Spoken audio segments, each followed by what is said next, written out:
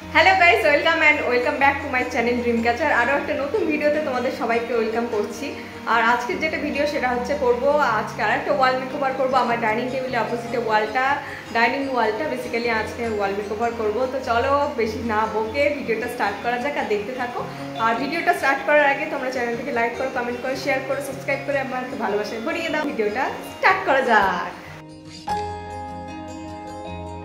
এই যে এই ওয়ালটা তোমরা দেখতে পাচ্ছ, এই ওয়ালটাই বেসিক্যালি আমি আজকে করবো মডিফাই। এই ওয়ালের যে কালারটা দেখছো, এই কালারটাও আমি করেছিলাম, সেটা অনেক বছর আগে। তো করতে করতে আমার আর ভালো লাগেনি, কালারটা ছেড়ে দিয়েছিলাম। তো এভাবে অনেকদিন চলছিল, তো ভাবলাম আজকে আবার পুরো ভিউটা তোমাদেরকে দেখাই। এই পুরো ওয়ালটা আজকে আমি আবার মডিফাই করবো ভেবেছি। তো কি ফার্স্টে আমি যেটা করবো সেটা এই পুরো ওয়ালটা কালারটা তুলতে হবে, জন্য আমি হোয়াইট প্রাইমারটা দিয়ে দেবো। কী করি, মোটামুটি একটা প্ল্যান তো আছে মাথায়, তো দেখা যাক কতটা এক্সিকিউট করতে পারি। কালারগুলো শুরু করার আগে আমি ভালো করে ঝাঁটা দিয়ে ডাস্টগুলো ঝেড়ে নিচ্ছি। আমি নিয়ে নিয়েছি রোলার, ট্রে, আর হচ্ছে যে এটা এশিয়ান পেইন্টসের হোয়াইট যে কালারটা, এটাকে আমি প্রাইমার হিসেবে ইউজ করব।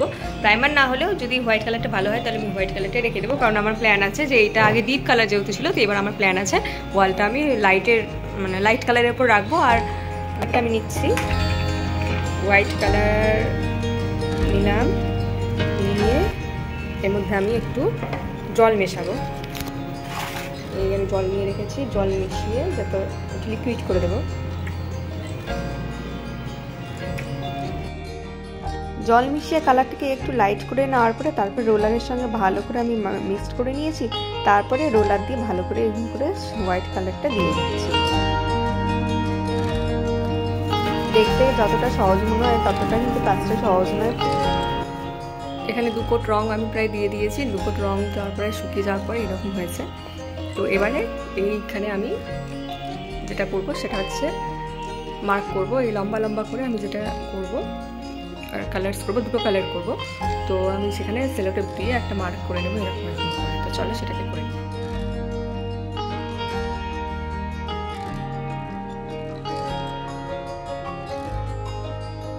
মার্কিং হয়ে যাওয়ার পরে তারপর দেখতে পাচ্ছি এইরকমভাবে লাগছে ওয়ালটাকে। আর এই এশিয়ান পেইন্টসে দেখতে পাচ্ছি 9630 এই নাম্বারের পার্পল কালারটা আমি নিয়ে নিয়েছি। এই পার্পল কালারটা তারপরে আমি একটা খোপে দিয়ে দেব। এই খোপটা দেবো পার্পল কালার, তারপরে পাশের খোপটাকে বাকি রাখবো, তারপরে খোপটা আবার পার্পল কালার, পাশের খোপটা বাকি, এরকমভাবে দেখতেই পাচ্ছ এই ধরনের ডিজাইনে করেছি।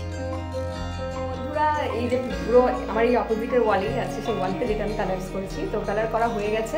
তো এবার আমি যেটা করেছিলাম যে সেই হোয়াইট অংশটা আমি দেখলাম, সেই হোয়াইট অংশগুলোর জন্য আমি একটা ওয়ালপেপার অর্ডার করেছিলাম আগে। তো সেই ওয়ালপেপারটা যেটা অর্ডার করেছিলাম সেটা তো আসেনি, অন্য একটা ওয়ালপেপার চলে এসেছিলো। তো তাই জন্য আমার কিছুদিন লেট হলো। তো তারপর আমি সেটাকে আবার রিটার্ন করে আবার রিপ্লেস করেছিলাম ওয়ালপেপার। এই ওয়ালপেপারটা আমি অর্ডার করেছিলাম, দেখাচ্ছি তোমাদেরকে। এই ধরনের ওয়ালপেপার। তো এই ওয়ালপেপারটা আমি এখন ইনস্টল করবো। ওয়ালপেপারটাকে ইনস্টল করা যায়।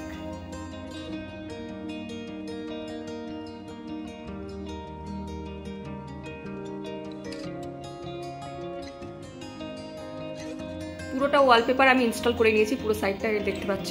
এবার এইখানে যে দুটো যে জায়গা আছে সাদা সাদা, এর মাঝখানে তোমরা সেলোটেপ আমি দিয়েছিলাম, তোমাদেরকে দেখিয়েছিলাম যে সেলোটেপগুলো উঠিয়ে দিয়েছি। তো উঠিয়ে দেওয়ার পর সেলোটেপের ওই কিছু অংশ এখানে থেকেই গেছে।